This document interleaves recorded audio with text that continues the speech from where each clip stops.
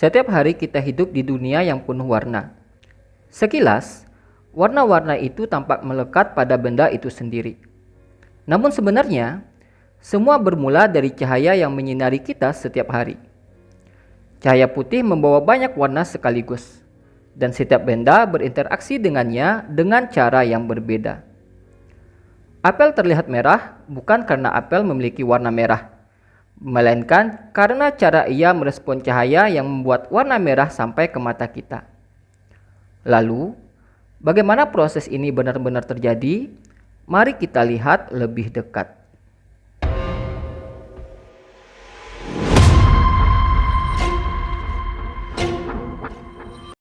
Untuk menjelaskan warna objek, kita perlu memahami sedikit tentang elektron dan mekanika kuantum. Dalam mekanika kuantum, ada salah satu konsep fundamental yang disebut kuantitasi energi. Artinya, dalam suatu sistem terikat, seperti di dalam atom, partikel seperti elektron tidak bisa memiliki sembarang nilai energi. Elektron berada pada tingkat energi tertentu yang jelas nilainya. Sebagai contoh, jika dalam atom terdapat dua tingkat energi, misalnya 2 elektron volt dan 5 elektron volt, elektron hanya bisa berada di salah satu tingkat energi tersebut, dan tidak mungkin menempati energi di antara keduanya. Namun, elektron masih dapat berpindah dari tingkat energi yang satu ke yang lainnya. Ketika elektron menyerap energi yang tepat, misalnya dari foton cahaya, ia dapat berpindah dari tingkat energi rendah ke tingkat energi yang lebih tinggi. Proses ini kita sebut dengan eksitasi. Dan dalam perspektif mekanika kuantum, eksitasi ini digambarkan dengan perubahan bentuk gelombang elektron. Proses eksitasi elektron dan kuantitasi energi inilah yang menjadi dasar penyerapan cahaya pada panjang gelombang tertentu. Dan inilah yang menentukan warna yang terlihat dari suatu objek. Dalam konteks warna, ada dua mekanisme utama yang membuat suatu objek tampak berwarna, yaitu absorpsi dan emisi cahaya. Absorpsi merupakan penyerapan cahaya oleh elektron yang nantinya membuat elektron tersebut tereksitasi. Sementara itu, emisi adalah proses pemancaran cahaya dari energi yang diserap sebelumnya. Dan proses ini membuat elektron kembali ke tingkat energi dasar. Kedua proses ini selalu terjadi, tapi warna yang kita lihat pada akhirnya ditentukan oleh proses yang paling dominan. Jadi, apakah warna itu muncul karena cahaya terserap atau karena cahaya yang dipancarkan? Semua bergantung pada jenis objeknya.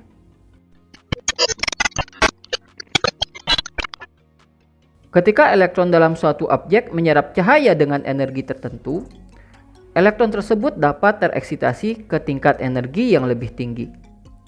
Namun, tidak semua cahaya yang datang ikut diserap.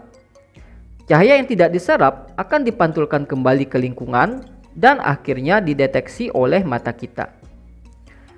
Cahaya yang tidak diserap dan dipantulkan inilah yang kita persepsikan sebagai warna suatu objek. Warna yang muncul melalui mekanisme ini dikenal sebagai warna absorpsi.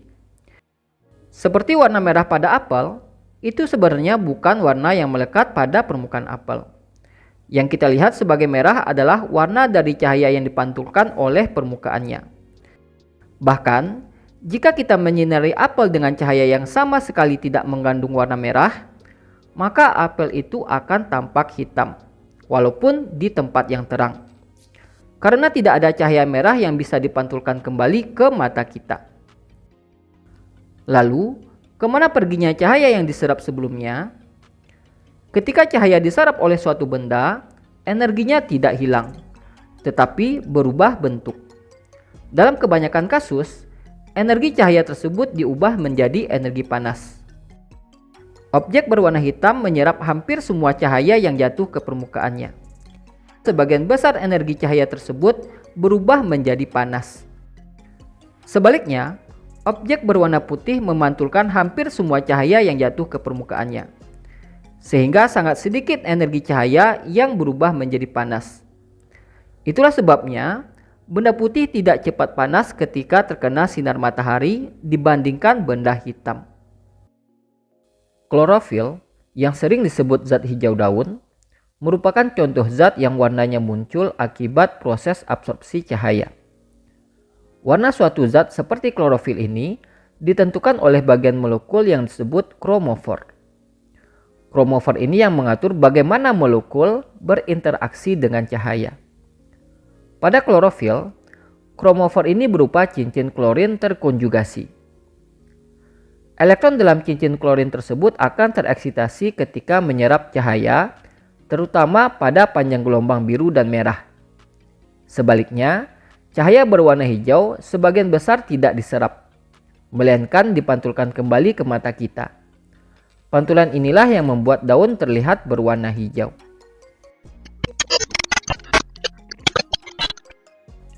Pada warna emisi, warna suatu objek merupakan warna dari cahaya yang ia pancarkan sendiri.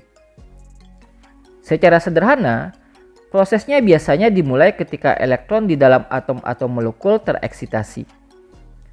Proses eksitasinya bisa disebabkan oleh energi cahaya, energi listrik, atau reaksi kimia. Namun, keadaan tereksitasi ini tidaklah stabil. Elektron akan cenderung kembali turun ke tingkat energi yang lebih rendah dengan melepas energi yang diserap sebelumnya dalam bentuk cahaya. Cahaya yang dilepaskan inilah yang kita lihat sebagai warna dari objek tersebut. Fenomena pelepasan cahaya oleh suatu zat setelah menerima energi secara umum disebut luminissensi. Salah satu bentuk luminissensi adalah fluoresensi. Pada fluoresensi, elektron tereksitasi dengan menyerap cahaya, misalnya sinar ultraviolet. Lalu dengan cepat turun ke tingkat energi dasar sambil memancarkan cahaya tampak atau cahaya berwarna. Akibat adanya emisi tambahan ini, warna benda yang kita lihat merupakan kombinasi antara cahaya yang dipantulkan dan cahaya yang dipancarkan oleh fluoresensi. Hal ini dapat membuat warna tampak lebih terang, bahkan berubah dari warna aslinya. Contoh lain adalah fosforesensi.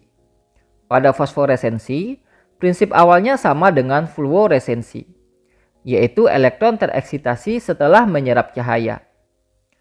Perbedaannya, pada fosforesensi, elektron terjebak lebih lama di keadaan energi tinggi sebelum turun kembali ke keadaan dasar. Akibatnya, cahaya dilepaskan perlahan-lahan, sehingga benda bisa tetap menyala beberapa waktu setelah sumber energi penyebab eksitasi dimatikan.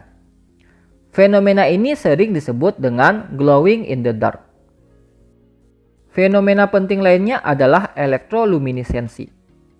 Berbeda dengan fluoresensi dan fosforesensi, di mana elektron dieksitasi oleh cahaya, pada elektroluminessensi, elektron dieksitasi menggunakan energi listrik. Inilah yang terjadi pada lampu LED. Di dalam bahan semikonduktor LED, elektron dan hole dipaksa bertemu oleh arus listrik. Ketika keduanya berkombinasi, energi dilepaskan dalam bentuk cahaya, di mana warna LED sendiri nantinya bergantung pada jenis bahan semikonduktor yang digunakan. Fenomena terakhir adalah bioluminessensi, yaitu cahaya yang dihasilkan dari reaksi kimia dalam tubuh makhluk hidup. Dan contoh paling klasik adalah pada kunang-kunang. Di bagian perut kunang-kunang terdapat senyawa luciferin. Senyawa ini dapat bereaksi dengan oksigen yang dikatalisis oleh enzim luciferase. Reaksi tersebut menghasilkan senyawa yang disebut oksiluciferin. Uniknya, sejak pertama kali terbentuk, elektron pada oksiluciferin telah berada dalam keadaan tereksitasi. Elektron tersebut kemudian kembali ke keadaan dasar dengan memancarkan energi dalam bentuk cahaya. Cahaya yang dihasilkan tampak berkedap-kedip karena kunang-kunang mampu mengatur pasokan oksigen ke reaksi tersebut. Dari pembahasan ini, kita bisa lihat bahwa di balik sesuatu yang tampak sederhana seperti warna, sebenarnya terjadi proses fisika dan kimia pada skala atom yang sangat teratur dan terukur. Dunia yang penuh warna ini bukan hanya indah untuk dilihat, tapi juga merupakan bukti betapa terstruktur dan konsistennya alam dalam mengolah energi cahaya.